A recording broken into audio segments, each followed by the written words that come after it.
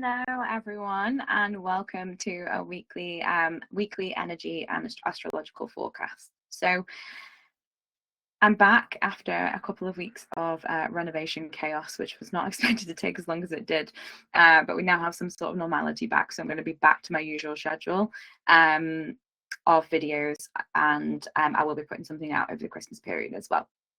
So we missed a little bit over the last few weeks. Well, a lot. There's been some pretty major astrology going on. So Mercury was stationed retrograde, and also the planet Mars stationed retrograde as well. So we've definitely had a lot of backwards moving energy, things not being able to move forward. There might be some confusion, frustration, and a little bit of I guess just like sometimes retrogrades, when we're not consciously aware of them or not consciously working with them, or we're not mentally in the same place as the energy is trying to take us, almost physically, energetically, then we can feel a little bit like we're walking through mud. So it's just really good to be aware of that. As of yesterday, Mercury is stationed retrograde. Stationed direct, so it's now moving forwards in the sky again. So we have about 3 Mercury retrogrades per year, and they tend to bring a little bit of upheaval. It's lack of mental clarity, and Mercury is also the planet of communication, travel, so it can be like things going wrong, or things not quite working, or having to do things twice, because Mercury will go backwards and then revisit that point as it moves forwards. So there is some forward moving energy with us now. It's not all like as backwards as it was. However, we do still have Mars, which will be retrograde until the end of February. So Mars retrogrades are a little bit less common than Mercury retrogrades. They only happen once every 2 years, roughly. And Mars retrogrades, Mercury is more mental energy, it's communication, it can be things going wrong with technology, it can be, and really what it's for is a period of review. It wants us to stop moving forwards and take some time to reflect, turn inwards, and not necessarily be producing and pushing forward all the time. Mars retrogrades, Mars is more physical energy, it's assertiveness, it's doing energy, it's taking action, it's very yang, it's about moving things forward.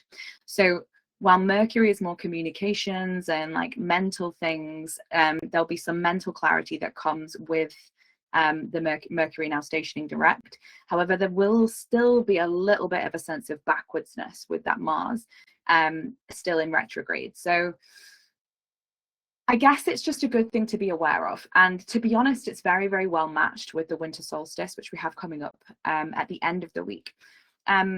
It's more inward energy. This is a time to go dark and still. So the Mars retrograde is almost doubling down on that theme, which is going to be with us. So every single year with the Winter Solstice, it's a time to retreat. It's a time to get quiet, to get still, to listen. It's almost like the new moon of the year, of the cycle of the year. It's the same sort of energy as a new moon. It's a new beginning where we're planting seeds, but we're not necessarily taking action and moving forward. That comes in bulk. That's really when the shoots start to show. We get the first signs of life after the darkness of the winter. So, you know, the energy is actually aligned. It's there, and it's just reaffirming, and if anything, a little bit stronger than it usually would be. So if you can, like, definitely try not to be pushing forward in areas of life that you don't need to.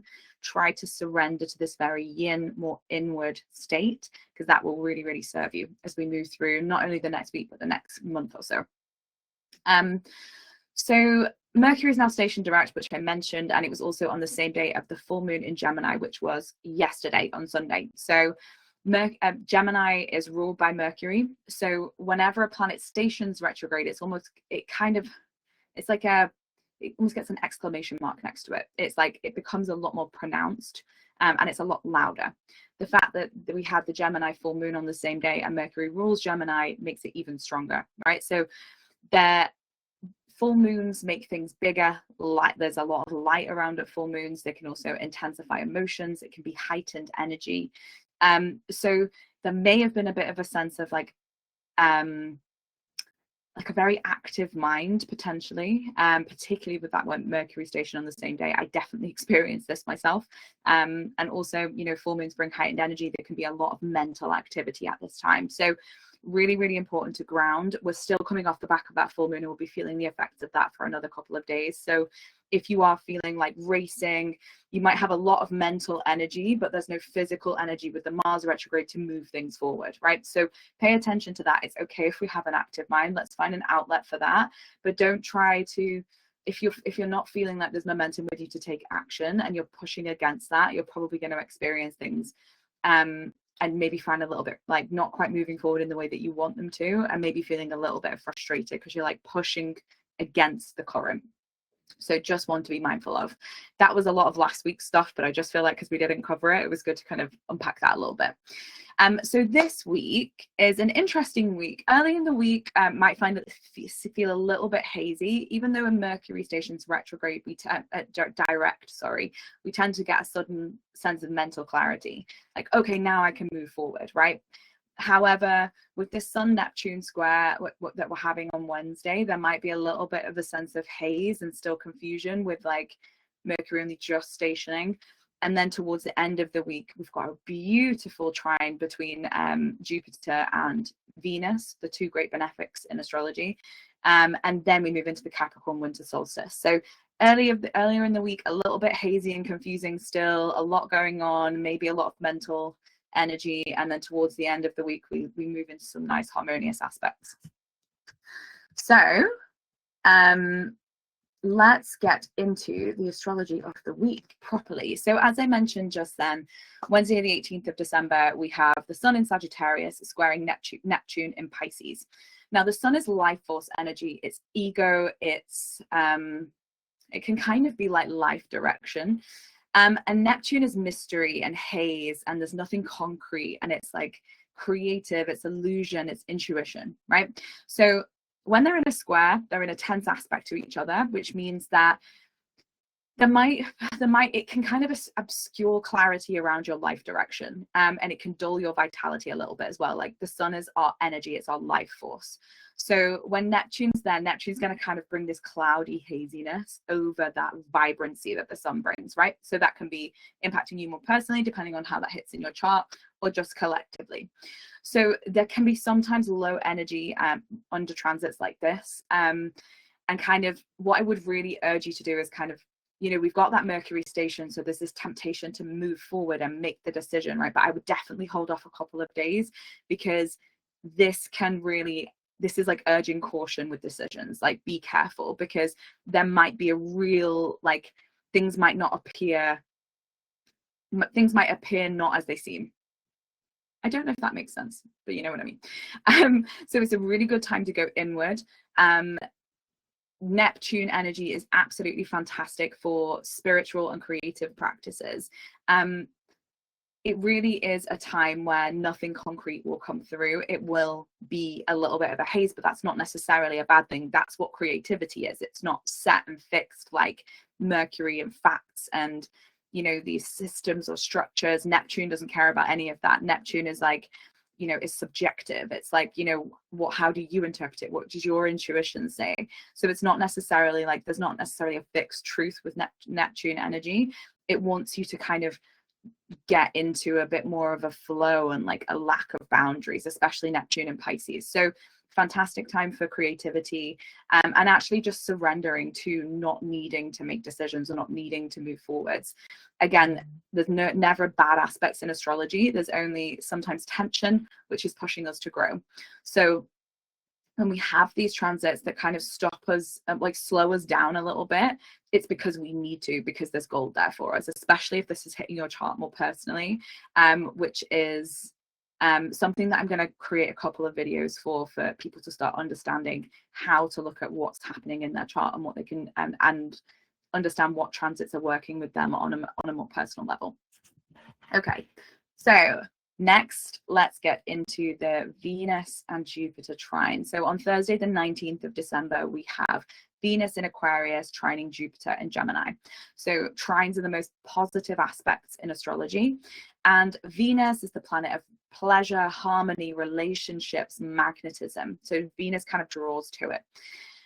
And when it's in a harmonious aspect, the most positive aspect to Jupiter, the planet of growth, luck, optimism, abundance, this is a really, really nice day and a really, really brilliant opportunity to kind of make the most of some really lovely energy. This only happens a couple of times a year if we're lucky, usually once, sometimes twice. And it's happening in air signs. So we've got Venus in Aquarius, which is an air sign, trining Jupiter in Gemini. So air signs are all about communication, and things flow when they're in a trine, right? So there's a sense of like ease and luck with this transit. I would definitely check out where it falls in your chart. So if you go to Cafe Astrology and just look what house you have Aquarius and Gemini, that'll give you an indication of what areas of life you're going to be experiencing this sense of harmony, ease, and flow. And that can give you a little bit of an indication of like, okay, where am I able to take action here? Where can I make the most of this really, really lovely energy? So for example, I think mine's hit in my 6th house of like daily routines, health, and like day-to-day work, not career, that's 10th house, and the 2nd house of finances. So if some opportunities come up in those areas of life, I know that there's energy supporting those areas of life. So it's really, really helpful to start looking at your own chart and understanding how this is affecting you on a personal level. So there might be a sense of like Jupiter brings confidence, right? Because it's vibrant and exuberant, and it expands wherever it is. So there might be a sense of confidence that comes through with this energy in that particular area of life. And it can also be a really harmonious time for relationships as well. Like air signs are about exchanges, it's about the other. So, and then Venus is the planet of relationships as well. So there might be like opportunities for more creativity here as well. There'll be a real sense of optimism, and this transit just encourages growth, but also just enjoyment. Like it's like Venus is the planet of pleasure. Like it's just going to be a good time in these areas of life. And that doesn't mean there won't be challenges elsewhere. And I do want to acknowledge that. However, you know, that we can take the good with the bad, and there is supportive energy that is happening in these areas of life at this time. So have a little look at where that's falling in your chart, as well as having a look at where the Mars retrograde is falling in your chart as well. So Mars is going retrograding through Leo and then into Cancer. So the house placements where you have Leo and Cancer may be an area of life where things feel like they're like in review and moving backwards, whereas these areas of life where you have Gemini and Aquarius might be moving forwards. So there's cycles within cycles within cycles. But if you can identify those, it can give you a lot of clarity on like, okay, well, this is the best decision for me to make right now in this area of life, because I know there's energy supporting me there. And, you know, this isn't black and white, like this isn't black and white as well. Use your intuition, check in. If something feels right, it's right, right? So don't overthink this and don't think, oh, I couldn't possibly do that at this time. But it is good to just have a little bit of awareness around what energy is with you, and then check in and see how you feel about it, because that is the most important thing. You are your own authority, and you will know what decisions are right for you. And then the final transit of note this week is on Saturday the 21st of December. The Sun enters Capricorn, and that is marking the winter solstice. That is the halfway point of the zodiac, where the Sun moves from 29 degrees of Sagittarius to 0 degrees of Capricorn. So this is a bit of a shift in tone, actually. So what's interesting, like the build up to Christmas, and I think everybody will have really experienced this, the build up to Christmas is vibrant. It's in Sagittarius. It's all about adventure, and like there's a lot more energy with Sagittarius season. It's about exploration. It's about just having a good time. Capricorn is a lot more sober and serious, and a lot more ambitious. So if you think of the difference between like early December to early January, I feel like everybody kind of knows that shift in tone. Capricorn is like, okay, let's get our shit together. We're going to, you know, we need to get this done. We need to take responsibility. It's really important, which actually kind of makes sense with that shifting gear that we often have in January. And I think that the energy here can be a little bit misunderstood, because even though like Capricorn is about laying foundations, right? It's about, you know, we've had our party time. Now we need to get really, really serious and take action and do all of these new things. But Capricorn energy, it's ruled by Saturn, and it values moving slowly. So it's important to take it slow. We are at the winter solstice, the most inward and quiet time of the year, where there's the least amount of energy around. As I mentioned before, the winter solstice is almost like the new moon of the yearly cycle rather than the monthly cycle, right? So there's less energy around, it's quiet, it is a new beginning, but the energy doesn't burst forward until we get whispers in bulk on the 1st of Feb, and then we move more towards the autumn equinox, the spring equinox, sorry. And that's really where things actually get kicked into gear, right? So when we're in winter, we're still at the point of seeding, and that doesn't mean action. That means getting quiet, dreaming, understanding where you want to put your energy this year, but it doesn't mean that we need to actually start doing it. So laying your foundation is the most important thing that you can do right now, and that's what Capricorn energy is supportive. Like, Capricorn is cardinal earth, it begins things. It's like earth is like the physical and tangible. Cardinal energy starts, like Aries is the starter spark of the zodiac. Capricorn is the cardinal earth. So the Capricorn lays the strong foundation for empires to thrive, for empires to build off. That's why it's so like considered to be such an ambitious sign. But if we don't have a strong foundation, then we can't build. And if we do build, then we're just going to sink and everything's going to fall down and it's never going to work, right?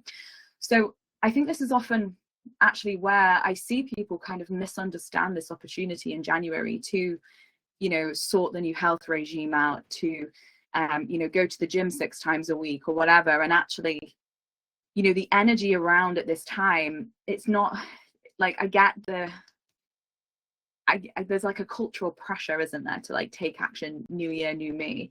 And while it is a time of renewal and it is a time of newness, it's more about, okay, how can I nourish myself? How can I make sure I've got structures in place that, you know, help me to take care of myself? How can I get clear? How can I make a plan? How can I lay the foundation blocks in a gentle, slow way? As I mentioned, Capricorn is ruled by Saturn. Saturn is the planet that rules time. So, you know, we're like, it values the long game. And this is what this next season is all about. So we're going to be moving into this on Saturday, and we'll be there for a month. So again, laying foundations, nourish, nurture, strengthen, take your time. It will, if you build a stronger foundation, you'll be able to see your intentions through throughout the year a lot more effectively. So winter solstice, incredible time, very, very fertile time to set intentions, to get clear, to decide how you're going to be moving into this next year, because we've got getting a shift from energy descending into the shortest day of the year to energy rising. So if we can get clear on where we're sending our energy at this time, then the energy of the year can move us forward, and we've got energy with us. So it's a fantastic time when you're really working with what you have available to you. So I think that's pretty much everything from me for this week in terms of energy. So for those of you who are on the membership, we've got some lovely practices for you this week, which we recommend down below the bottom of the video. There is a session of EFT and journaling on manifesting a dream. So really nice session to start to work with around that Venus-Jupiter trine, because there's some really lucky, abundant energy happening there, and also moving towards that winter solstice as well, getting clear on what it is that you want to be bringing in as we move towards that. We've got a lovely winter solstice dance and movement ritual, which you can do either free-flowing dance movement, or you can lie down and just receive the energy and the music that we have with that session.